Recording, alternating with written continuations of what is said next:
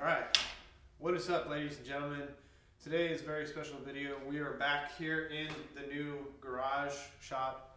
All of that, as you would have seen in the last video, talking about what's here and what I intend for this place. A very special package has arrived, and that's what this video is about. Today is an unboxing of what is going to be pretty much a cornerstone of the new shop setup. So I wanted to get that.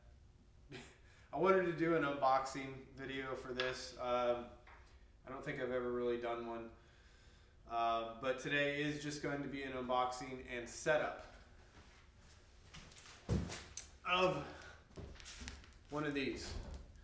One of these is a multi-process or a 3-in-1 machine that does TIG welding, stick welding, and plasma cutting.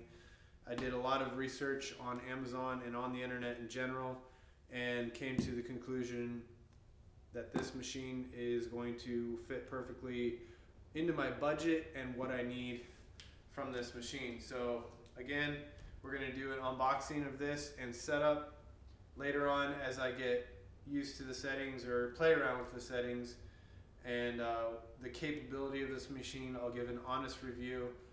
This is not sponsored. Paid for this with my own money.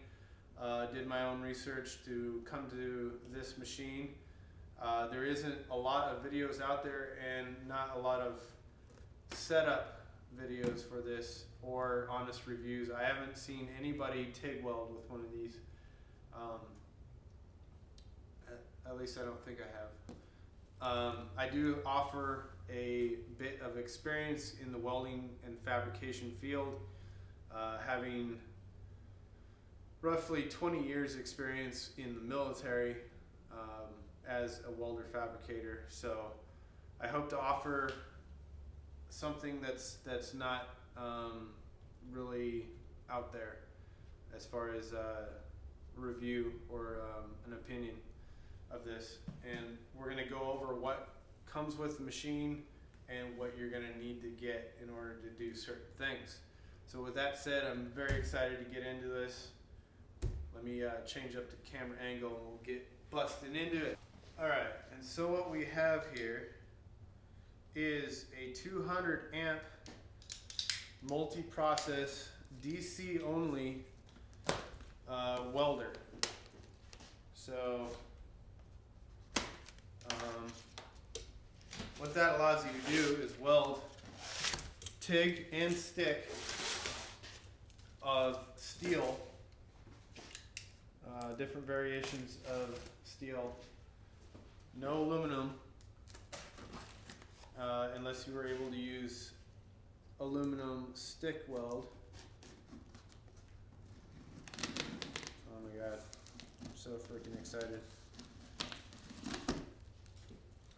Oh. Okay.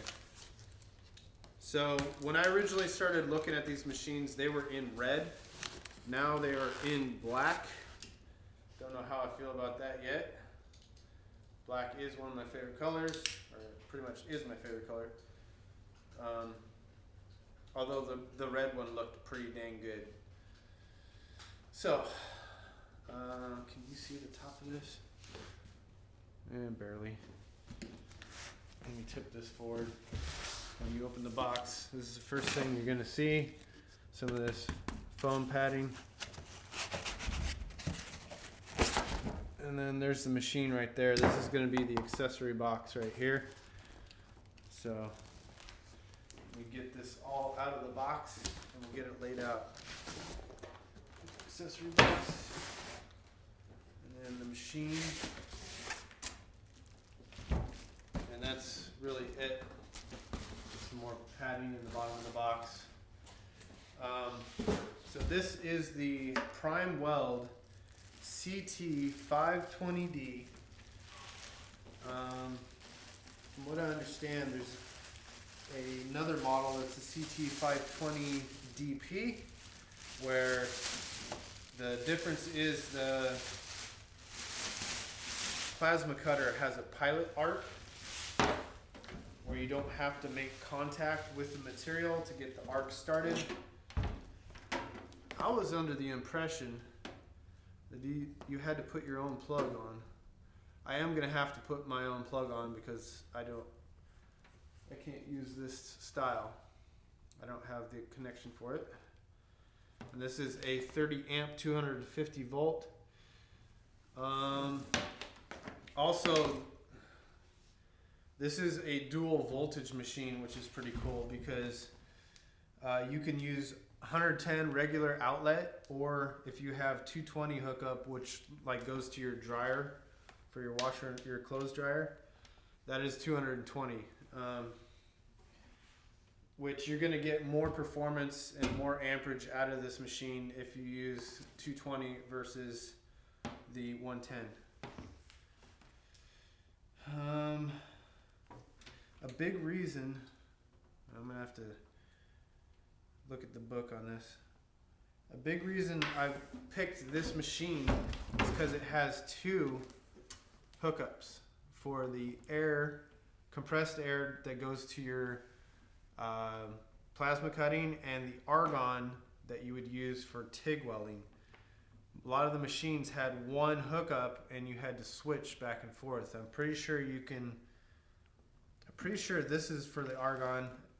It does say air/gas in, and then it's got this separate tube here which is not marked. So I need to see for sure in the instruction manual.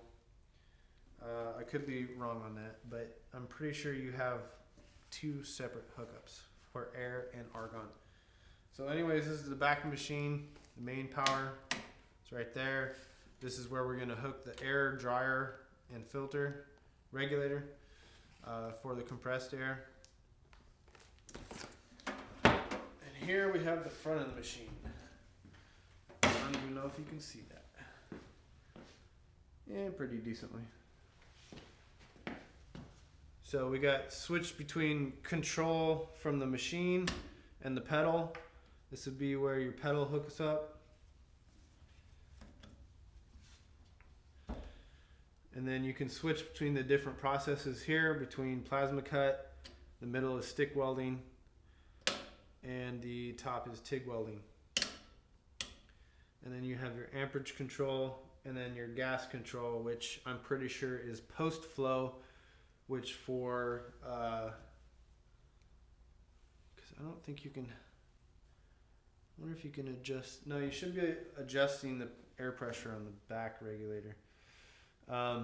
Post flow for when you're TIG welding is when you're done with the arc, or you break the arc, how long the gas will flow after that.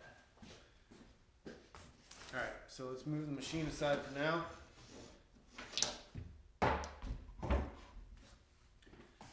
Get into this accessory pack.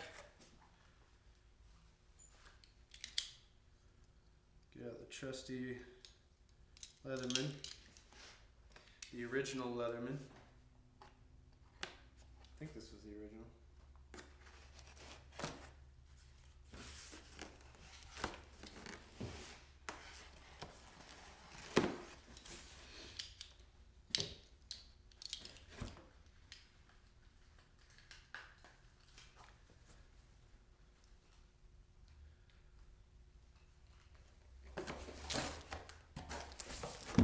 Okay, so this has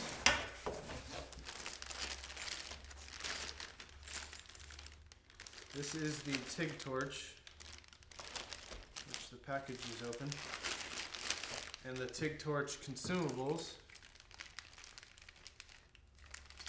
So you got a number 4 cup, two number 5 cups, 2 number 4s and 2 number 5s. Collet body, and end caps. That's good, they give you 2 different size end caps. We'll get into that stuff at a later time. But yeah, this is your Tig Torch.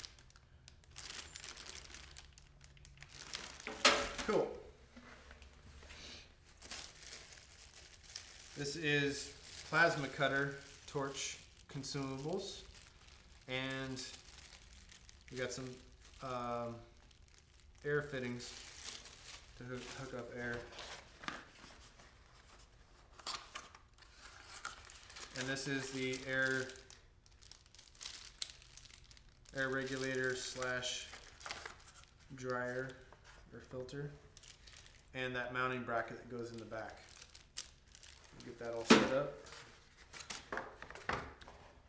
Here's a random loose barbed air fitting. Okay, cool. So we got some air hose or gas hose. That's good. We have the ground and electrode holder. And that is a decent electrode holder. Better than I expected from these cheap DC only machines. There's a ton of them coming out of China. This one is no different. The biggest difference between this and most of them I've seen on Amazon is that there's one American seller that's I'm pretty sure this is an American brand, the PrimeWeld. The guy, I think, is only selling on Amazon. This is why I wanted to have an interview with the guy, so I know this information I can give you guys. I may still do that, or try to. The reviews for PrimeWeld are just overwhelmingly good on Amazon, especially to do with the customer service. A lot of people I haven't really seen anything bad about the machine. But above and beyond, people rave about the customer service coming from PrimeWeld, the Amazon seller. So that's really, this is a 300 amp ground. This is pretty decent stuff for a Chinese welder. And this here, see, there's the book. See, there's that red that I was telling you about. That's when I started looking at these, that's how they came. I have to take a look at that. This should be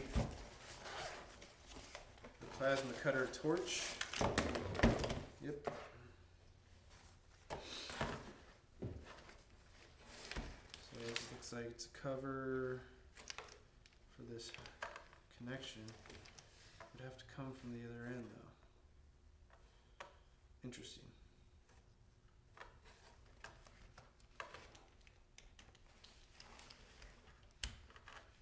Unless it goes like that. Huh. Interesting.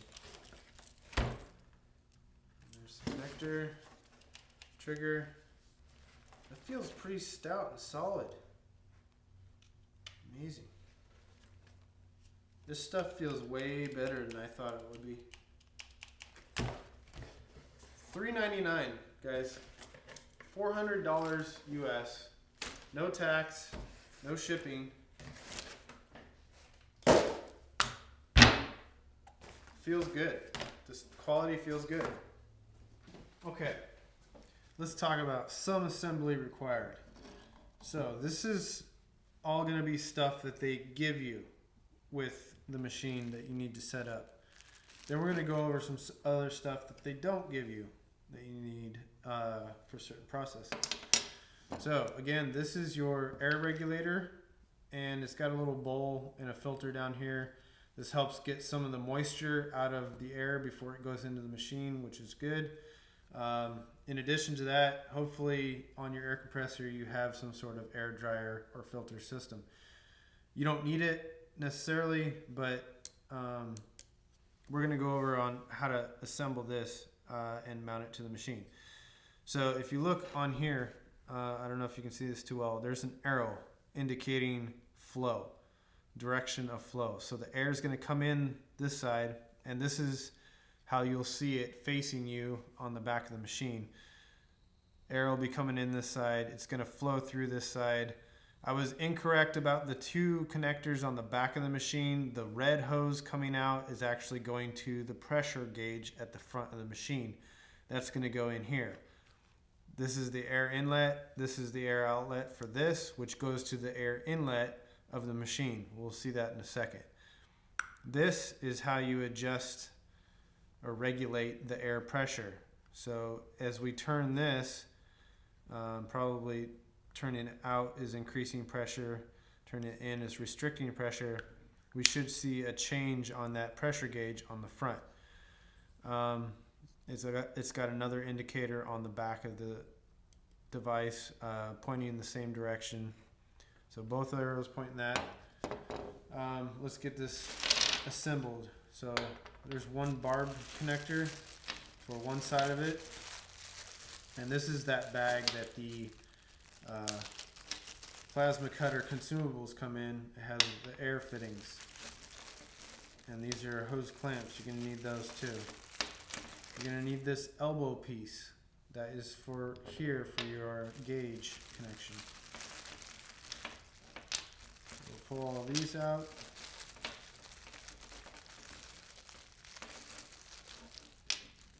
And what you're left with in here is some plasma cutter consumables. Put that aside, because we got what we needed. This is the bracket. And so you can go ahead and mount this to the machine and then hook all this stuff up, but I'm going to hook the hoses up before because I think it would be easier. So pull that plug out.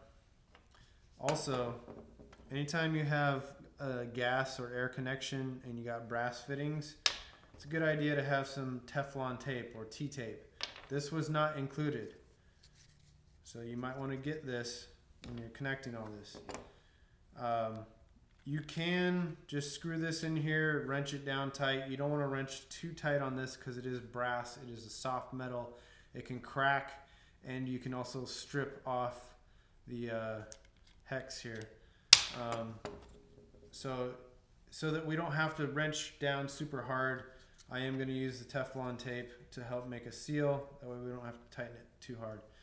A little trick with putting on Teflon tape is you always want to apply it in the same direction that the fitting threads in, so that when you go and screw this in, it's not unraveling the Teflon tape. And this is a very small fitting, so we're gonna have to kind of scrunch it up here. You don't need a whole lot of this stuff, just a few wraps, and it's good to go. This doesn't have a sticky side like regular tape or anything, but when you stretch it and break it off like that, it's gonna stay on there. So you always want to start anything threaded by hand before you go and put a tool on it.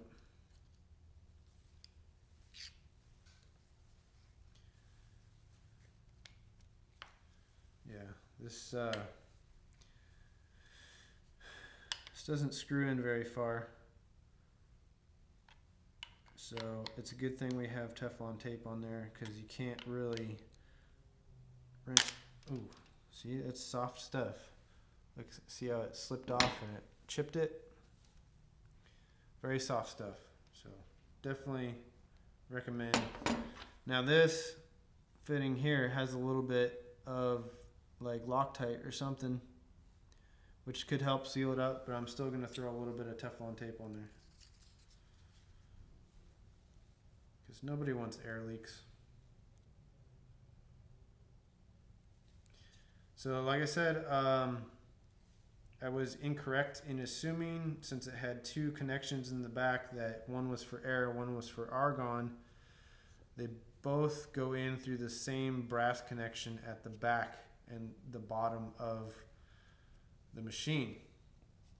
So that is not very convenient, because that means that depending on if you want to switch from plasma cutting, which uses air, and TIG welding, which depending on the process uses argon or helium, or a mixture of the two.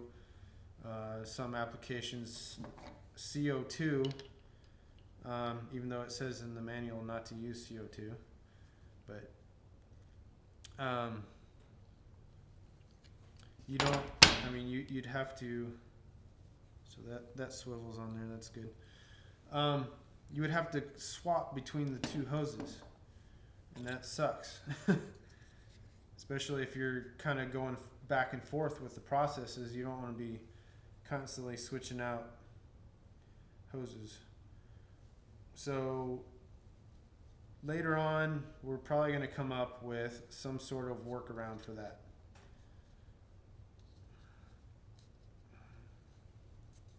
Now you never want to just attach both of them, because you're going to have air going into your argon system or argon going into your air system if you have them open to each other. So we're going to have to come up with some sort of manifold and valve switching and purging system so we can purge the system in between gases.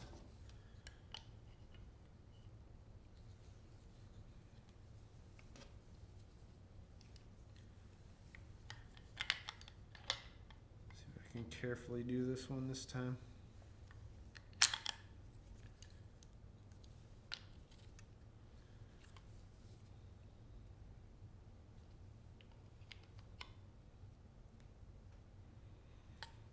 So far, this stuff here seems to be the lowest quality of the different accessories that come with it. So we're going to go ahead and mount this first, and then we'll put this on it.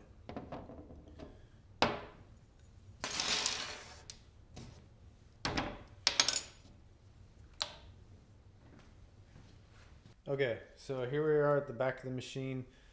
This is that red tube I was talking about. This only goes to the gauge on the front. So this is the only, like it says, air and gas inlet. Again, we're going to address that at a future time. We're going to set it up how the instructions show or the manual shows. For your mounting bracket, your hardware is already on here. At least on mine it is. We got 2 nuts and 2 washers. Pretty simple.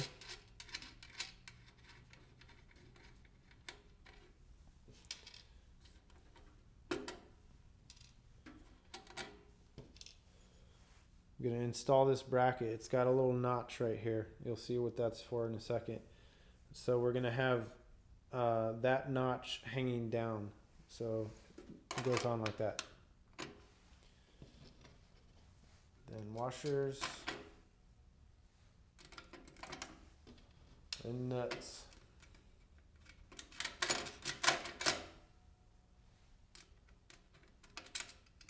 You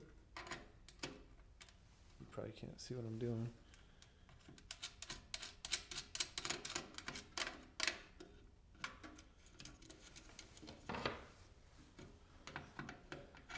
Gonna snug those up with this overkill size wrench.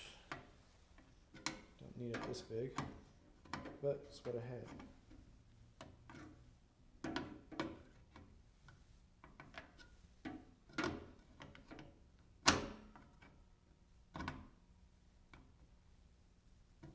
Shouldn't need that super tight, just snug. Small bolts and nuts. Don't want to snap it off or strip it out. So we got that notch hanging down. We got our assembled regulator, and this is pretty much the only part that holds or attaches this to the bracket. This is a small plastic ring nut. Be very careful with this. I believe that this could strip out pretty easily. This thing isn't too heavy. Here's where that notch comes into play. There's little grooves taken out in the regulator here, so this won't turn on you when it's mounted. So it can sit, any one of these angles, but obviously this is the best way to to do it. So we're going to throw it on there like that. Yeah. Make sure it's not cross-threaded. And then, this will just stay, won't turn on you, so you can just finger tight wrench the spring nut down. That's mounted like that. So this tube goes into this elbow. We don't need the tube that long. It'd be good enough just like that. These little quick connectors are pretty awesome. All you got to do is shove it in there, and it's got little teeth that bite onto the tube. I mean, you could do it like that if you're afraid to cut into it, but I'm going to cut it.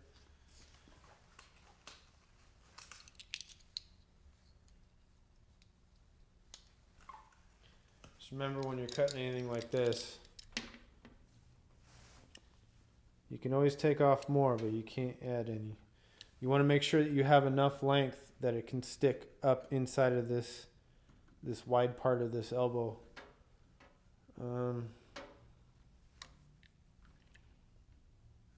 See, I want it down out of this hoses way. So we'll probably angle it something like that. Be careful when you're doing this.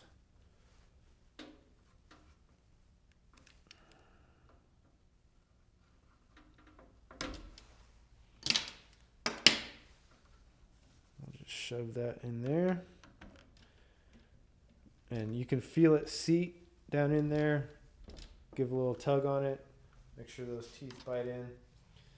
All right, so next we're gonna attach our tube from this, which is, you can see by the arrow here, indicating the flow of air coming out of the regulator, and then it's gonna go in to the machine. So we have one length of hose that they give us that we're gonna use for that, and we're gonna use the hose clamps.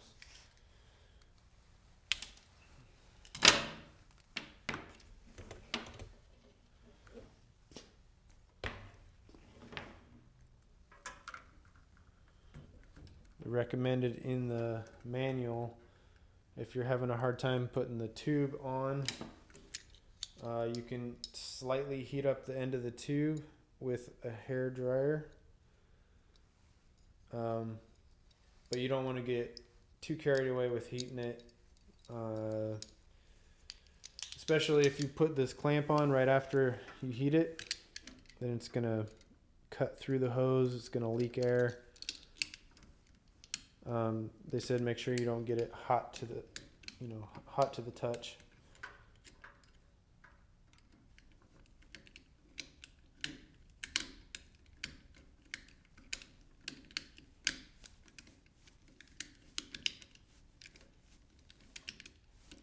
It's not the easiest tool to use for this,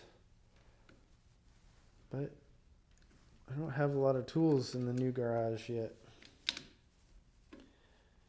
Garage. All right, so now I'm just gonna kind of measure this out to be able to reach down here.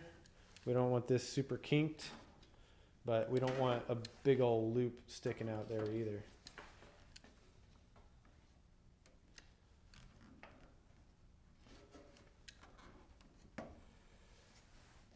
So probably something like that.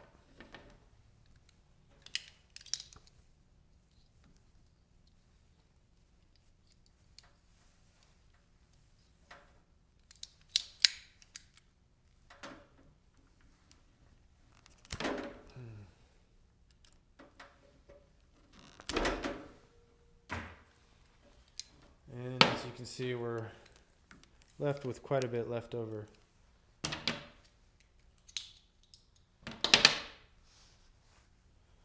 So we'll throw another hose clamp on here. Stick this on there.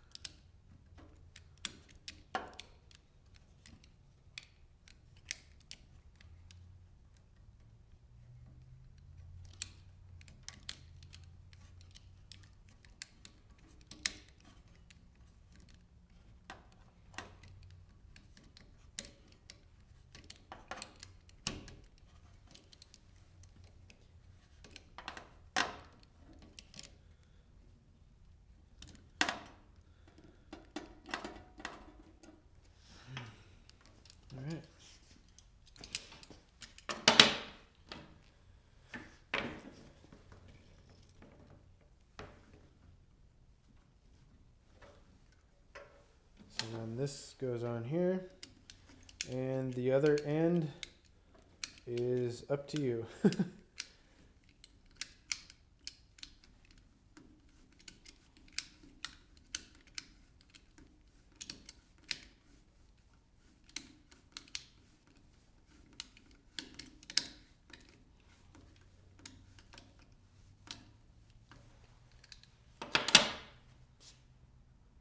Okay, so we got the machine set up here. Again, for me and probably most of you out there, you're gonna have to change out the plug to be able to use the machine. So I can't even test this right now because I do not have the correct plug. Something else you're gonna need. So I just paid $400 for this. I want to be able to TIG weld, but right out of the box, I'm not done spending a little bit of money or setting up yet. So other thing you will need, welding gas cylinder. In this case, this is straight argon, as well as a regulator for this bottle. I got these at Harbor Freight, which in the United States is it's a tool hardware store that has pretty cheap Chinese stuff. So it goes right along with the welder or the machine. The regulator will tell you how much pressure is left in the bottle, how much pressure you're regulating coming into the machine. This will at least get you in the door and get you set up. You're going to have to go to a welding store and get the supply of argon or whatever gas you're going to be using. You can do your own research on that. So yeah, just be aware, aside from everything they give you here, you're gonna, in order to TIG weld, you're gonna need that stuff. To be able to plasma cut, you need an air compressor. So you're gonna have to figure out what kind of connection at the end of this you're gonna use to attach to your air compressor, if you have one. You need some sort of supply of air. So, also, what you don't need, but I recommend, this Tig Torch, which we're going to go over setting up in a second. It basically has an on-off switch that tells the machine to start the gas and to supply electricity, so that you can start welding. It does that via this connection right here. This is what talks to the machine. This is what supplies the gas and the power to the Tig Torch. What you can use with this does not come with it, but I recommend to find one, and I have to find one myself, is a pedal. A pedal will actually not only start the Tig Torch for you, start the gas flowing, but it will control amperage depending on how far down you push it, just like a gas pedal on a car. So that way, whatever you're welding, you can set your maximum amps on the machine that you would, possibly want for that machine, but you might not want to weld constantly at that amperage. So having that volume of the foot pedal allows you to affect your welding and control your welding. So I highly recommend getting a foot pedal, which I will be on the lookout for. So there's a few other items that you will need. Always, no matter what welding process or even plasma cutting, you're going to need eye protection. You're going to need a welding helmet for welding. You're going to need goggles at least for plasma cutting, although most photosensitive welding helmets will allow you to plasma cut as well. Don't try to use sunglasses. Don't try to use like brazing glasses or soldering glasses, or even just any old shade of lenses, whatever. Make sure that you're using proper welding PPE to protect your eyes. So let's get into setting up this Tig Torch. Okay, so let's go over this torch a little bit. You can get different torches too later on as you get used to it. This is even though it feels pretty good, it feels pretty well built, it's very big and bulky and cumbersome. They have Tig torches with bendable heads on them so that you can get this into different angles and help you out get into some difficult positions. It's got some plastic bits down in there. But yeah, let's get into assembling this and something else you're going to need before you start TIG welding too. So this is the bag of consumables they give you. These are ceramic cups. Basically helps channel the gas to where you're welding and helps protect and insulate your electrode. So you can notice there's different numbers on here. They give you 2 4s and 2 5s, and basically what that's referring to is the size of the opening. You'll have different size openings, and this will help choke off or restrict or funnel or open up the gas depending on the welding that you're doing. So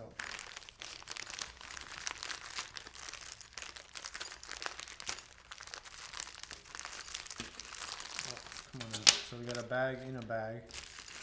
These are your end caps. And they give you 2 different sizes here, a stubby and a long one. And we got your collet body, also gas lens.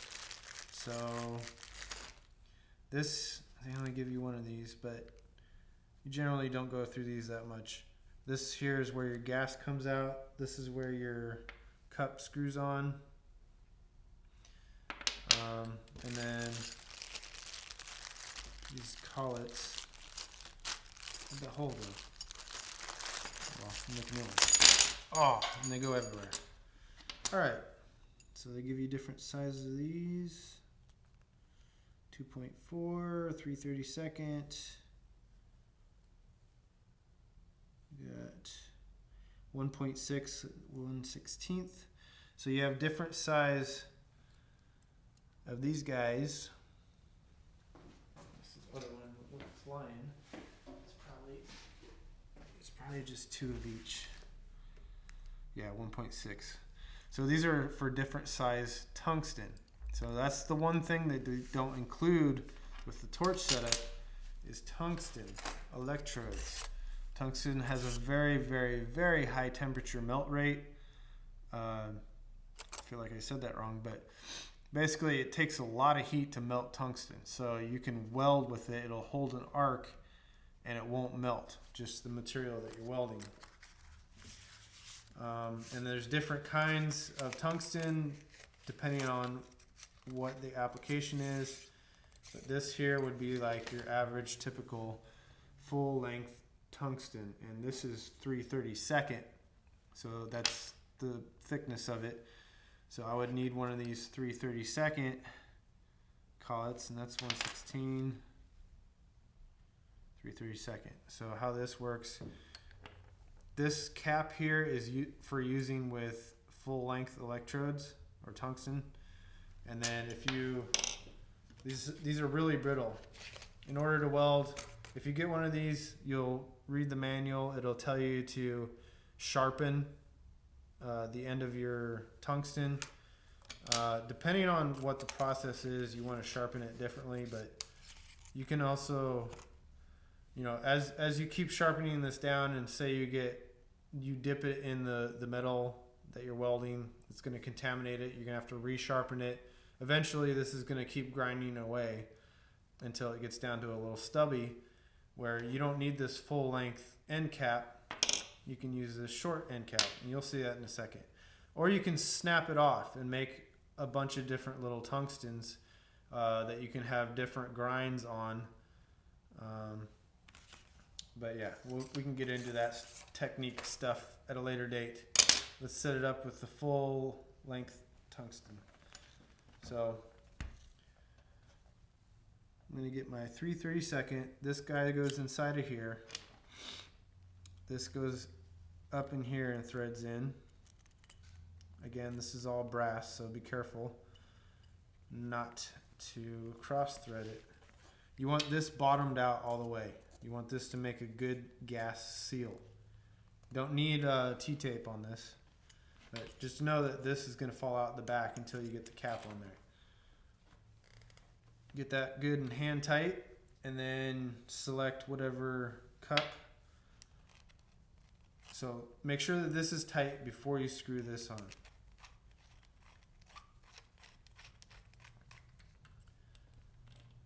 This guy goes up in there, and then you can load your tungsten from the back.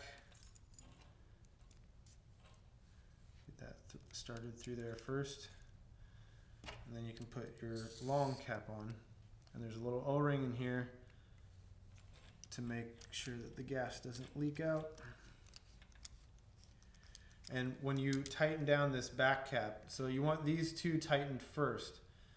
When you tighten this back cap down, it's going to lock in your tungsten at whatever length. And again, we'll go over tungsten stick out length. We'll go over welding techniques at a later time. This is just setup. So that's your Tig Torch assembled with the tungsten that doesn't come with the machine. And it's highly consumable. I can understand them not supplying that. But just know, before you go and try to TIG weld, you're going to need that. You can't just TIG weld out of the box. This has somewhat flexibility right here, a little ball joint. But yeah, that's your Tig Torch. Okay, so the plasma cutter torch, it already comes with everything assembled on it. So if you need to change out the stuff, just see how this was already put together. At least on mine, it's already assembled. So you can probably figure that out for yourself. Another couple things. Again, you might have to change this out unless this is the type of connector that you do need. This connector is for 220. If you are going to use the 110, 115, whatever you want to call it, you do need to get there's like a pigtail adapter. It basically plugs into here, and then you've got a regular, what's regular in the United States, 110 plug-in. Also for the TIG welding, aside from all the torch stuff, needing tungsten and stuff like that, you're going to need some filler metal. This here is stainless steel, this is carbon steel. You're going to need that filler material to be able to form a bead and make an actual TIG weld. So that pretty much wraps up this edition of the PrimeWeld CT520D. Again, I wish I could plug it in, turn it on, and get an initial opinion for you. I think once I actually turn this on and set it up and use it, I think I'm going to be very pleased with it. So, like I said, initially I'm impressed by the quality of the materials, not so much by this air regulator. As far as the controls and the usability and stuff, like I said, you know, I didn't intend to put that in this video anyways, because I need to actually use it for a while before I can get a good review of that. But I'm excited to get that opinion. I think that's it. I think I covered all the setup and unboxing, what it comes with, what you'll need to do TIG welding. We didn't really go over what it needs for stick welding, but all you need for that is electrodes. I don't have any of those here to show you, but basically it's the sticks that you weld with in stick welding. So stick weld is kind of a slang old school term for that process of welding. In the Navy, we refer to it as SMAW. Most of the time in the civilian world, you will find it MMA. It has it on the front here. Yeah, MMA. That's, I don't know, metal arc, something, I don't know. But we refer to it as shielded metal arc welding. But basically it's stick welding. We'll get into that stuff later. We'll get testing it. I should be making new videos more often now that I'm going to have a better setup. But that is once I am set up, which it's going to be a little bit before I am set up. So look forward to those. Subscribe